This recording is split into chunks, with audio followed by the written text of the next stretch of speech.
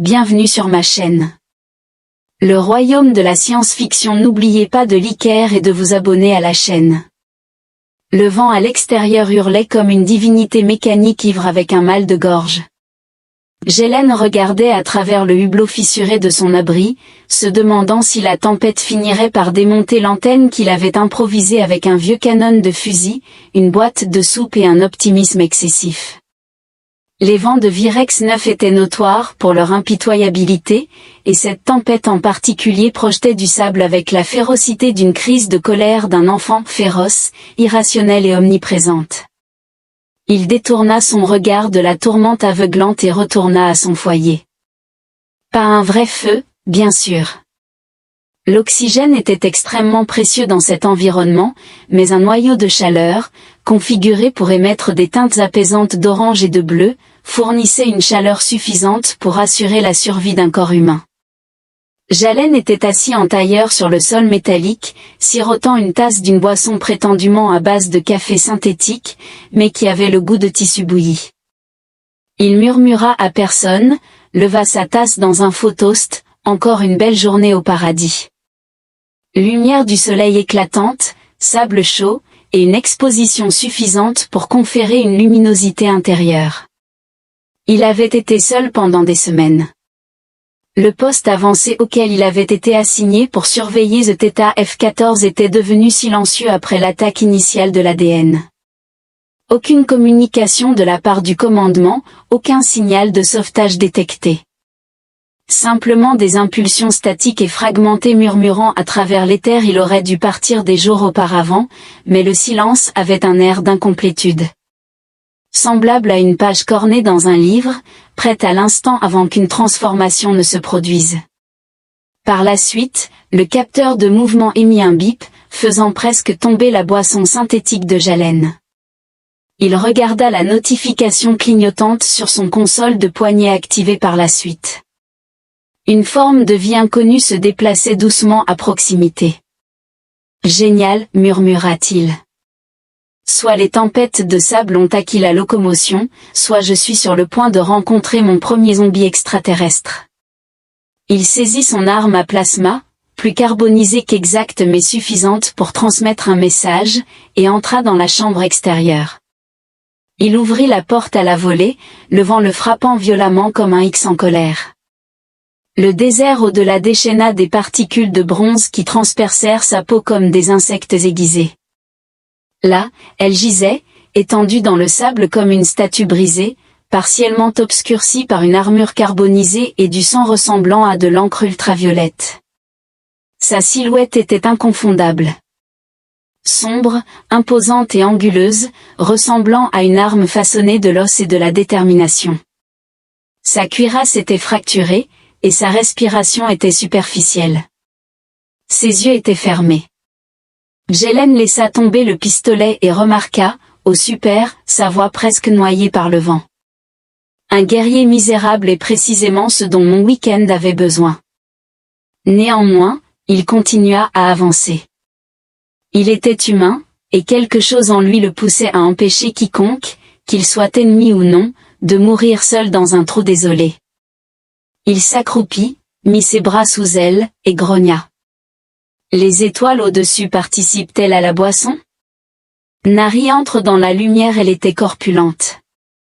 Peut-être que c'était l'armure, ou plus probablement, il était simplement hors de forme, étant donné que son régime d'exercice consistait principalement à marcher et à converser avec ses meubles. Il réussit à la ramener à l'abri, la porte se fermant derrière eux avec un bruit rassurant. Il la plaça sur une caisse de fourniture, haletant. « Très bien, madame, dit-il en s'agenouillant à côté d'elle. Déterminons si je peux réparer ce que vous avez endommagé. » Il a progressivement retiré des sections de son armure comme on désamorcerait une bombe. Sous la plaque, des cicatrices musculaires et des blessures se dévoilaient. Son côté gauche était gravement brûlé, et une profonde lacération traversait ses côtes. Il récupéra sa trousse de secours, miraculeusement intacte jusqu'à ce moment, et commença le traitement. Alors qu'il appliquait la mousse régénératrice sur la plaie, elle se recula. Soudain, Ses yeux s'écarquillèrent, faisant geler Jalen. Deux yeux radieux et perçants le fixaient. Pas seulement une colère extraterrestre instinctivement, elle se saisit de sa hanche où une arme aurait pu être. Il leva les deux mains, l'une tenant une seringue. Ouah, ouah, calme-toi, grand bleu. Je ne suis pas armé. Cependant, je suis armé mais je ne l'utilise pas. Je t'ai simplement administré les premiers secours, car tu perdais beaucoup de sang, ce qui était plutôt dramatique. Elle cligna lentement des yeux une fois, son regard descendant vers le pansement sur son côté avant de revenir vers lui. Tu m'as touché, déclara-t-elle, sa voix basse et rocailleuse, semblable à du gravier gratté sur une corde de violon. Je t'ai sauvé, corrigea-t-il. Distinction significative. Toucher suggère des intentions inhabituelles, je vous assure que les miennes étaient purement médicales et seulement marginalement appréhensives. Elle le regardait immobile. Il ne savait pas quel protocole approprié suivre dans cette situation. Y avait-il une coutume solennelle associée à cela? Devait-il s'incliner? Présenter une chèvre, remarqua-t-il en hochant la tête vers son armure. Vos plaques de poitrine sont fracturées. Il est conseillé de s'abstenir de le porter dans son état émotionnellement vulnérable actuel. Un silence s'ensuivit. Par la suite, ses épaules se redressèrent légèrement. Était-ce un rire? Le nombre ne pouvait pas être d'Harry ne riait pas. Ils étaient conçus pour le combat, soit cultivés dans des ruches de cuves, soit conditionnés dès leur enfance sur les champs de cendres désolés d'une mine ravagée par la guerre. Cependant, sa bouche se contracta. Je n'ai jamais rencontré un humain avec un désir de mort, dit-elle lentement en se redressant. Ses muscles étaient tendus, visiblement encore en douleur mais se rétablissant rapidement. Trop rapidement. Jalen recula légèrement, maintenant une distance polie. Pas de désir de mort, mais une profonde dévotion à l'hospitalité. Vous entrez en collision près de chez moi, et je vous administre les premiers secours. Si tu meurs là-bas, je serai tenu responsable de l'encombrement. Personne ne s'en sort. Elle cligna une fois de plus des yeux, l'expression étrange réapparaissant comme si elle tentait de déchiffrer une langue sans clé. Son regard tomba sur la tasse chaude qu'il avait placée près du radiateur. « Qu'est-ce que c'est ?»« Infusion synthétique, proclama-t-il avec fierté, est semblable au café, si le café était un désastre calamiteux. » Elle inclina la tête, le contemplant. Elle tendit la main vers la tasse avec une précision méticuleuse, la leva, en inspira l'arôme et en consomma le contenu. Il observait avec fascination. Elle n'a montré aucune expression ni remarque, néanmoins cela évoque une sensation proche de la panique. C'est exactement ce que l'étiquette indique. Un autre hiatus soudain, elle s'effondra, fermant les yeux non pas par agonie mais en quête de paix, comme si un seuil avait été franchi et qu'elle ne se sentait plus obligée de garder la lame à sa gorge. Jalen s'installa à côté du conteneur, expirant un souffle qu'il avait retenu inconsciemment. « Eh bien, murmura-t-il dans le silence, soit je suis l'otage le plus incompétent de la galaxie, soit je viens de former l'amitié la plus étrange du secteur. » Le radiateur émettait un doux bourdonnement. Dehors, la tempête faisait rage. À l'intérieur, deux guerriers de factions opposées d'un conflit étaient assis en silence tendu, survivants pour l'instant. Au milieu de l'extérieur fracturé et du sourire sardonique, une entité délicate et petite commença à s'agiter. L'abri émettait une odeur subtile d'ozone, de circuits surchauffés, et d'une mousse antiseptique bleue synthétique, légèrement parfumée aux agrumes, rappelant une variante radioactive et plus lointaine du citron. Jalen était perché sur le bord de la boîte, observant la femme Drake Nari en convalescence avec une vigilance inconfortable, semblable à celle de la surveillance d'un tigre dormant qui avait auparavant menacé de l'attaquer. Il n'avait pas reçu de nom de sa part et ne s'y attendait pas vraiment. Drehari n'était pas reconnu pour engager la conversation, favoriser la confiance ou s'abstenir de violence, mais son échec à tenter son assassinat jusqu'à présent était, dans les circonstances, un bon début. Il consomma sa boisson synthétique matinale, caractérisée par le même goût lamentable que d'habitude, tout en utilisant son scanner portable pour effectuer une nouvelle évaluation diagnostique de la tempête extérieure. Les vents ioniques continuaient de rugir à des intensités mortelles. Le relais de signal qu'il avait tenté d'améliorer la nuit dernière avait de nouveau mal fonctionné, peut-être en réponse à son optimisme persistant. Toujours piégé, murmura-t-il pour lui-même, étonnant. Une voix basse émanait de la caisse. Rauque, est-ce de l'humour? Jalen recula, manquant de renverser sa boisson. Oh, tu es réveillé. Ou peut-être que le sommeil se moque simplement de moi, ce que j'admire sincèrement. Ses yeux s'élargirent progressivement, affichant moins d'éclat et une attitude plus analytique. Elle ajusta sa position pour s'asseoir droite avec un effort délibéré, comme quelqu'un habitué à endurer la douleur jusqu'à ce que ses os cèdent. La lacération le long de ses côtes s'était refermée avec l'aide de Nanigel, cependant il comprenait qu'elle ressentirait encore de l'inconfort. « Tu parles trop, remarqua-t-elle. J'ai été solitaire pendant 43 jours. Jalen a déclaré, j'ai eu des dialogues avec mon grille-pain, qui, soit dit en passant, reste mécontent de moi pour avoir endommagé son panneau d'interface lors d'une expérience de pizza. Le coin de sa bouche trembla à nouveau. Pas un sourire à proprement parler, mais quelque chose de dangereusement similaire. Elle examina l'abri avec des observations délibérées et méthodiques. Des murs en métal ornés d'étagères de technologie de récupération, encombrés de composants de drones récupérés, et un espace exclusivement réservé aux tasses arborant des slogans douteux tels que « Je fais une pause pour les trous de verre ». Cet endroit est inefficace, a-t-elle finalement déclaré. Je tiens à vous informer que c'est un emplacement de choix. Jalen a remarqué en agitant les bras de manière expansive.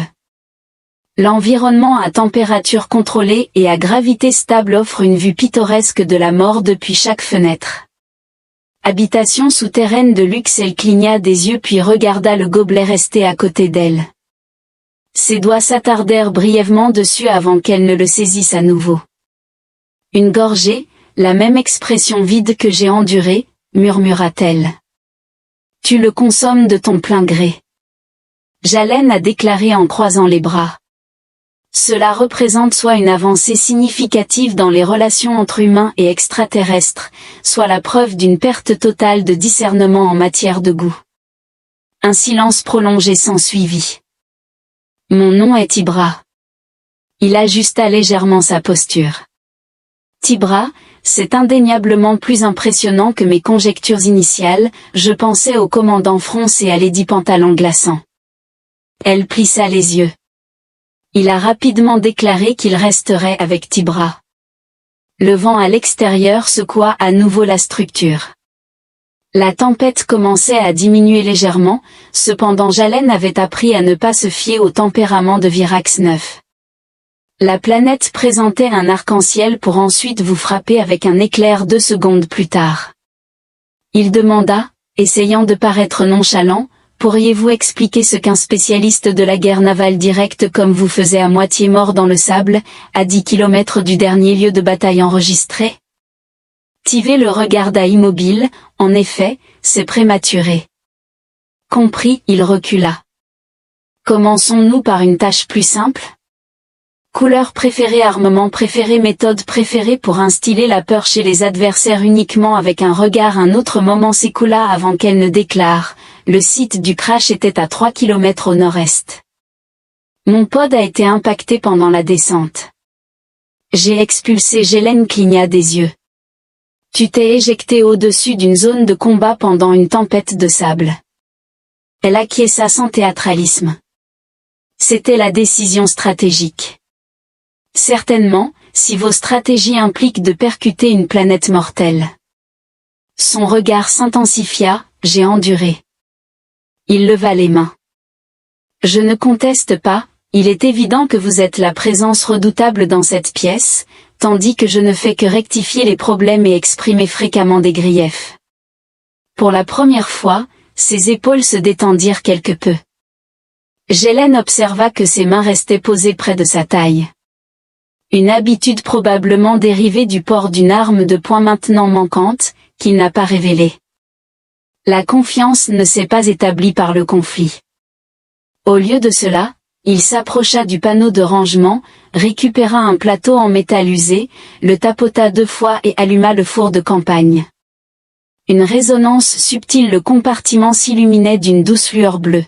« Avez-vous faim ?» dit-il par-dessus son épaule. Le menu d'aujourd'hui propose un ragoût classique de protéines synthétiques avec un ingrédient texturé. J'ai cessé d'examiner les étiquettes en découvrant une qui indiquait simplement « pâte comestible ». Tira l'observa comme si elle tentait de déterminer s'il se moquait d'elle ou s'il était simplement dérangé, ou les deux.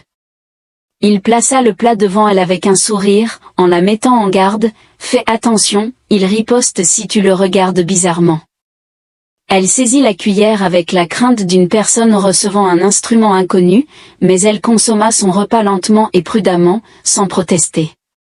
Jalen était assis en face d'elle, feignant de ne pas s'intéresser à son regard.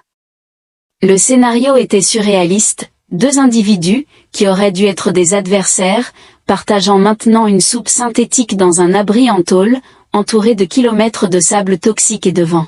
« Tu m'as sauvé », remarqua T.L. brusquement. Il cligna des yeux. « Oui, j'ai supposé que tu agirais de la même manière si nos positions étaient inversées. » Elle le regarda avec une expression impénétrable, déclarant « Je ne l'aurais pas fait. » En effet, remarqua-t-il avec un léger sourire, c'est ce qui rend cette expérience éducative. Tibra inclina la tête, les yeux se plissant avec quelque chose qu'il ne pouvait pas vraiment nommer. Suspicion, curiosité, les premières étapes de découvrir qu'il n'était pas du tout aussi idiot qu'il le faisait croire.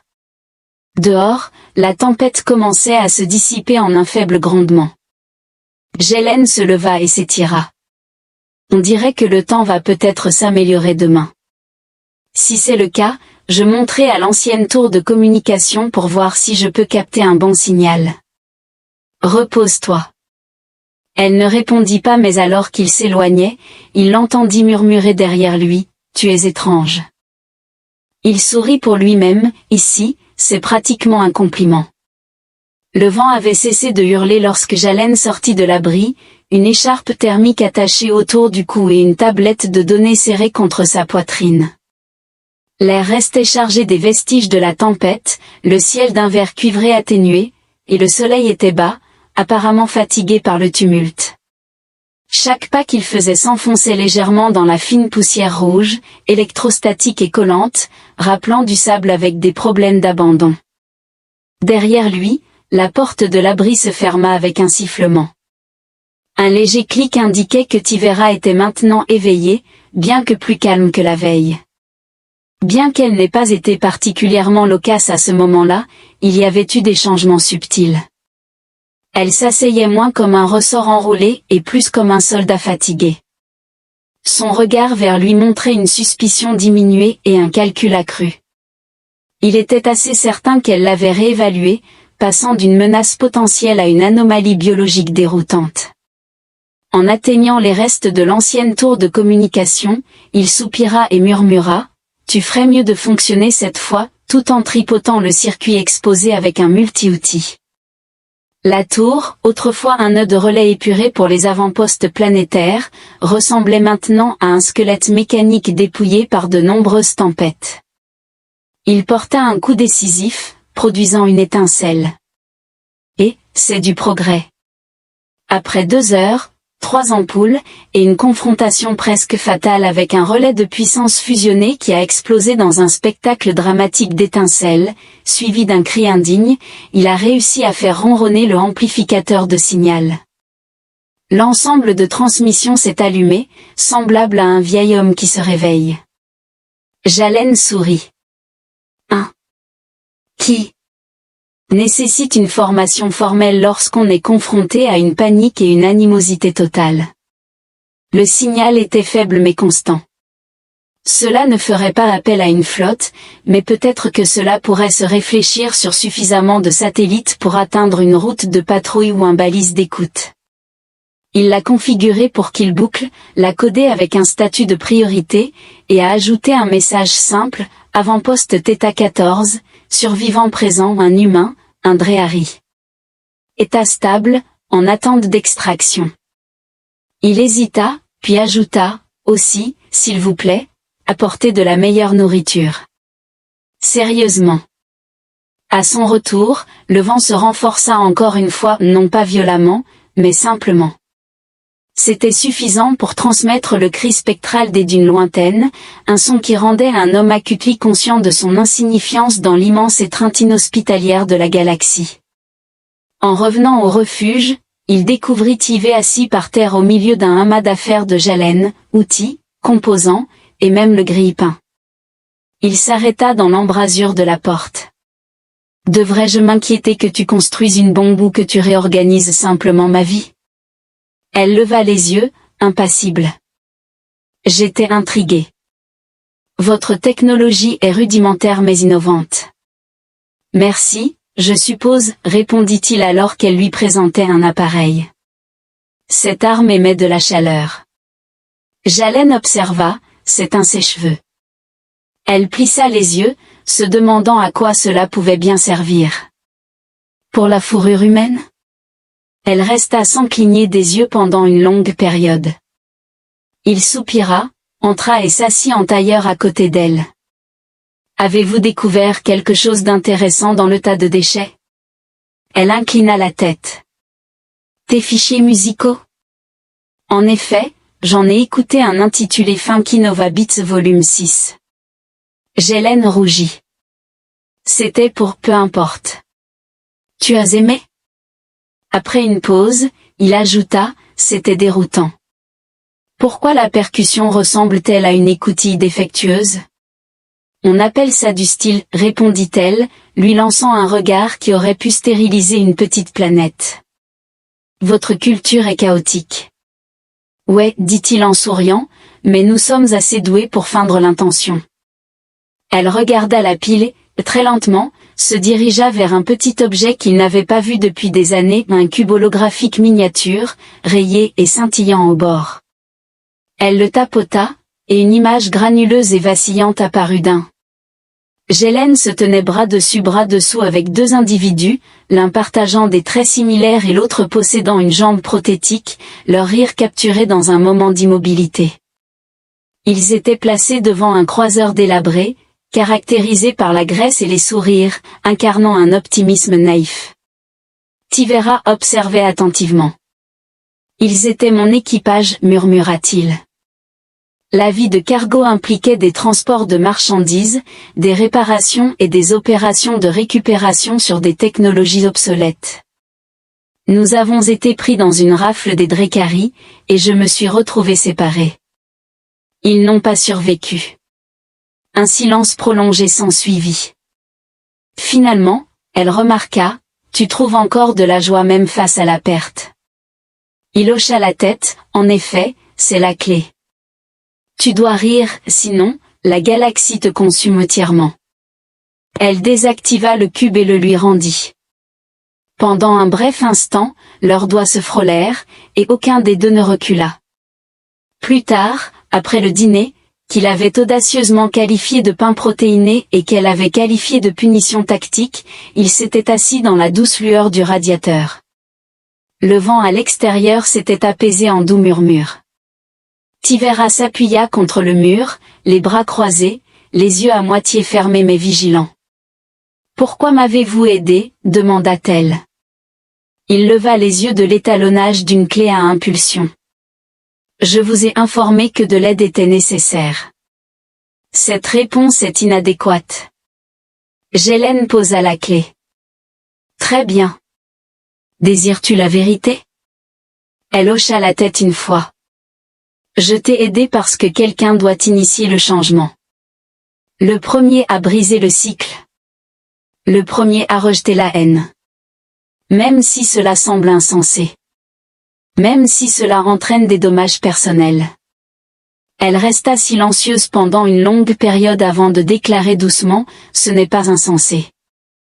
Jalen sourit mais resta silencieux. Dehors, la planète tournait indifféremment. Cependant, à l'intérieur du refuge, parmi les caisses, les rires et les apprentissages, quelque chose de fragile commençait à se développer dans l'espace entre eux. Pas la paix, pas encore, mais peut-être la notion de celle-ci, le silence entre eux avait cessé d'être troublant. Cette transformation nécessitait du temps, mesuré non par les horloges mais par des gestes subtils, comme Tibra ne regardant plus la porte comme si elle était une possible échappatoire, ou Jalen ne s'arrêtant plus avant de raconter une blague qui pourrait mener à son annihilation. Pendant les repas, la conversation était rare, mais parfois, le silence résonnait plus profondément que les mots, semblable à une musique dépourvue de notes.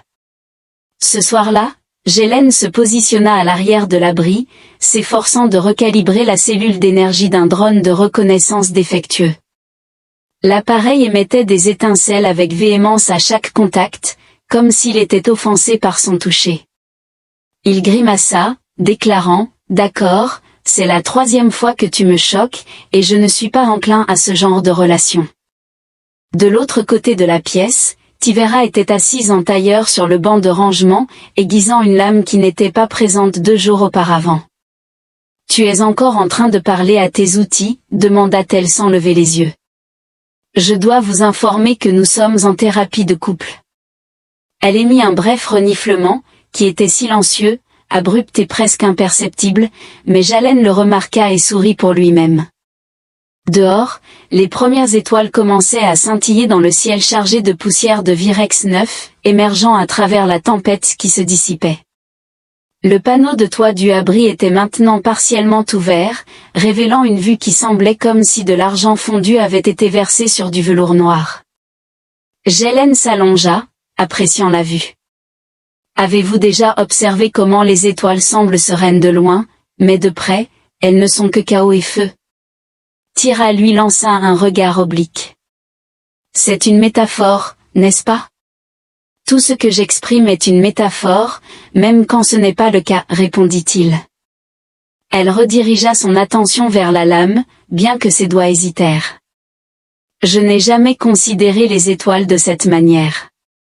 Pas pour leur beauté, elles servent de repères de navigation, de position tactique, de clusters de ressources. Jalen inclina la tête. Tu ne les as jamais simplement admirées?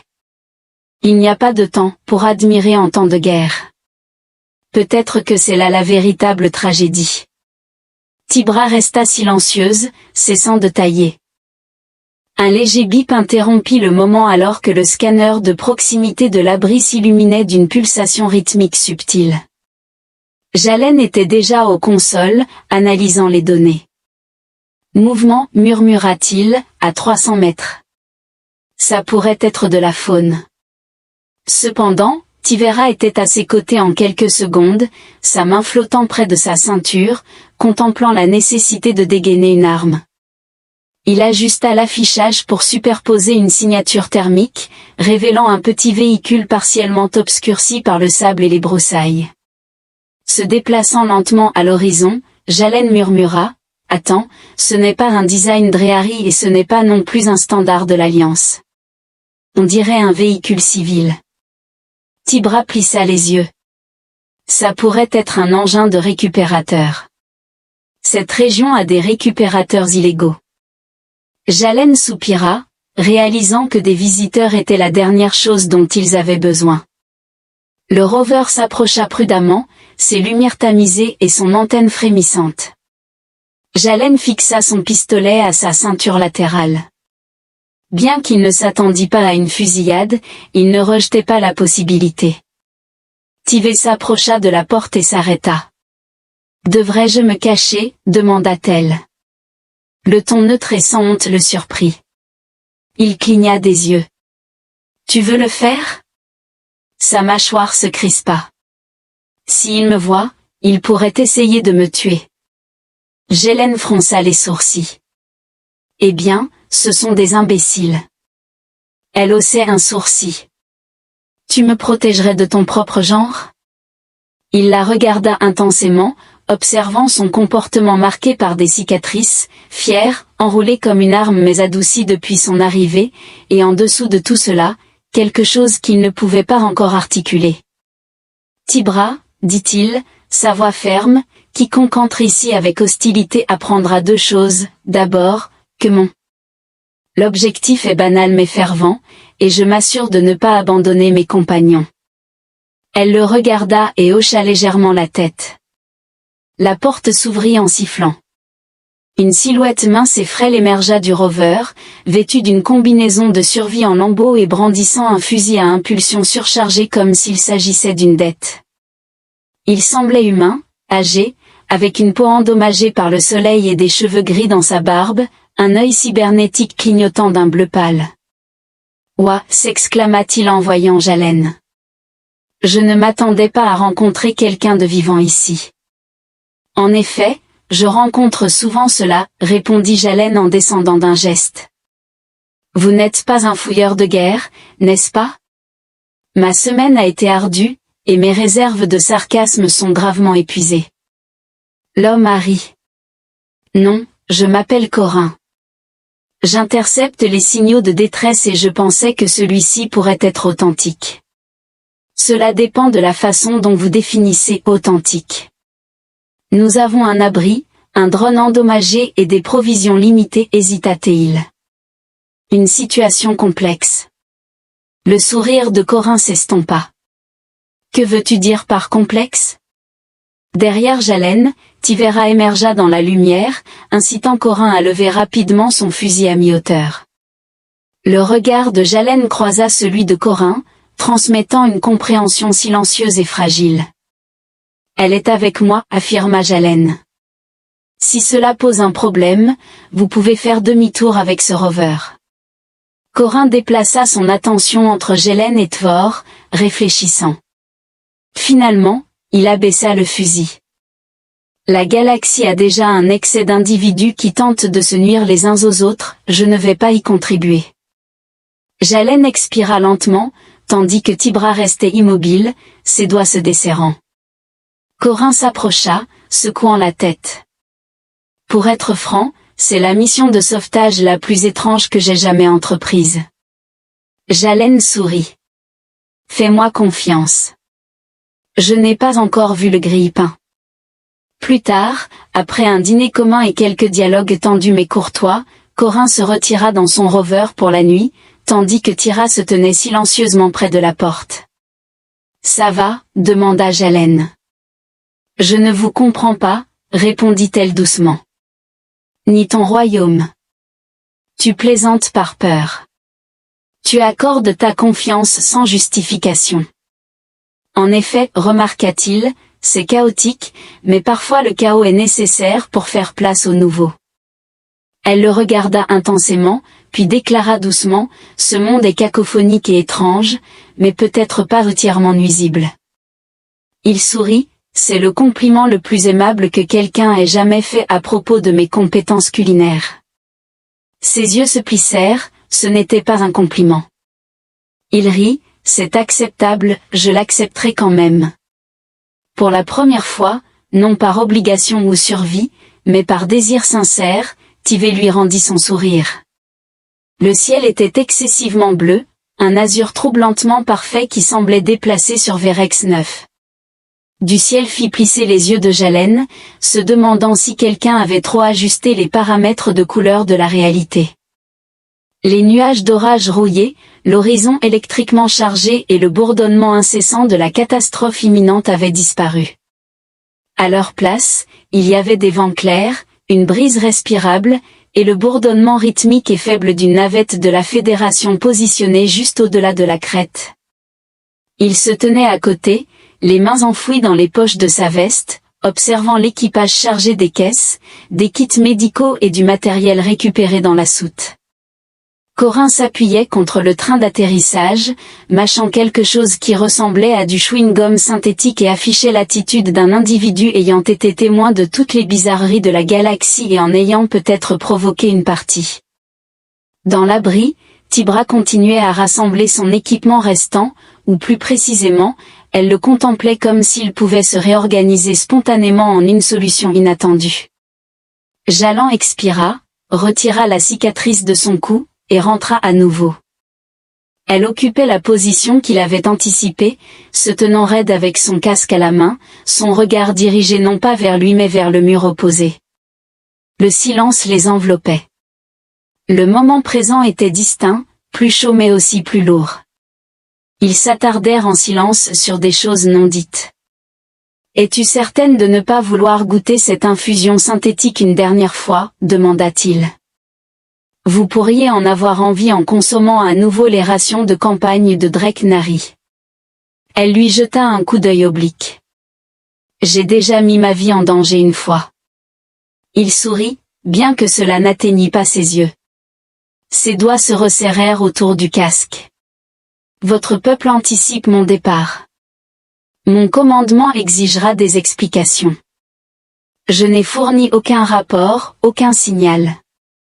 Ils ne comprendront pas pourquoi je suis resté. » Jalen remarqua doucement, « Peut-être n'ont-ils pas besoin de comprendre, peut-être suffit-il que vous le fassiez. » Elle se tourna pour l'affronter. « Je ne suis pas certaine de le faire. » Il haussait les épaules, « Bienvenue au club, nous avons des vestes, bien qu'aucune ne soit à ta taille. » Pendant un bref instant, les seuls sons étaient le bourdonnement lointain de la navette et le doux bip des systèmes du refuge, maintenant en train de s'éteindre, dormant semblable au dernier souffle d'un endroit qui avait servi à plus qu'un simple refuge, plus qu'une simple survie. Pour tous les deux, cela avait été un sanctuaire peu conventionnel, un moment extrait d'une guerre qui ne faisait de concession à personne. « M'a changé, déclara-t-elle brusquement. Il cligna des yeux, surpris. « Oh là là, je n'ai pas préparé de discours ou quoi que ce soit. »« Je ne le dis pas de manière romantique, balbutia-t-elle. Je ne suis pas certaine que votre espèce puisse supporter les rituels de cour de Dnari. Probablement pas. Nous sommes un groupe délicat, susceptible aux traumatismes émotionnels et aux coupures de papier. » Un son doux, peut-être un rire, lui échappa. Elle baissa les yeux avant de les relever vers lui. « J'ai passé toute ma vie sous commandement d'obéissance, structure, pouvoir. Je croyais autrefois que la miséricorde était une faiblesse et que la gentillesse était un handicap. » Sa voix s'est abaissée à un ton plus atténué. « Plus doucement, tu as démontré mon erreur. Pas faible, simplement non entraîné dans différents aspects. » Jalen tenta de sourire, mais ressentit une constriction dans sa poitrine. « Tu ne t'étais pas trompé, tu survivais simplement. » Cependant, survivre et vivre sont des concepts distincts. Elle hocha lentement la tête, et à son étonnement, elle avança légèrement non pas en proximité, mais suffisamment près pour que sa voix baisse encore. « Si nous nous rencontrons à nouveau, ce sera peut-être sur un champ de bataille. » Il croisa son regard. « Alors je viserai votre rotule, très respectueusement. » Ses lèvres se mirent à trembler, et comme pour se donner du courage, elle tendit la main. Sans cérémonie, elle posa sa main sur son cœur, sa paume ferme et stable. « Personne n'a jamais vu ça, déclara-t-elle. Pour une fois, Jalen n'avait aucune blague préparée, il se contenta de poser sa main sur la sienne. « Je le vois maintenant. » Quand elle se tourna pour partir, il ne l'en empêcha pas. Il observa alors qu'elle franchissait le seuil, son casque glissant sur sa tête comme un dernier masque, la lumière scintillant sur le bord de son armure alors qu'elle s'avançait vers le soleil. Le vaisseau Drake Nari rencontrerait le croiseur de la Fédération en orbite, des cales séparées, des interrogatoires séparés, des futurs séparés. Incertain des événements à venir, il se demandait si la guerre prendrait fin ou si ce moment serait englouti par la bureaucratie, la violence et des histoires obscurcies. Elle pourrait être qualifiée de traîtresse, il pourrait faire face à des enquêtes sur la trahison, ou peut-être que rien ne se concrétiserait. Néanmoins, il reconnaissait qu'une transformation s'était produite. Dans les limites d'un abri discret sur un corps céleste sans nom, un soldat et un mécanicien avaient redéfini un fragment de la galaxie. Par la suite, alors que la navette s'élevait et que Verex 9 diminuait en taille sous lui, Jalen se positionna près du hublot, tenant dans sa main un cube holographique usé et le tapota une fois. L'image s'illumina, révélant ses vieux amis avec leurs sourires éternels, encapsulant un moment d'appartenance. Il ne se sentait plus brisé, au contraire, il se sentait entier. La galaxie continuait de tourner, de faire la guerre et d'infliger de la douleur. Pourtant, au milieu du chaos, il y avait une femme qui avait autrefois tremblé devant la gentillesse, un homme qui avait ri pour dissimuler sa douleur, et un fil invisible et indestructible les reliant. Espoir, pensa-t-il, et sourit.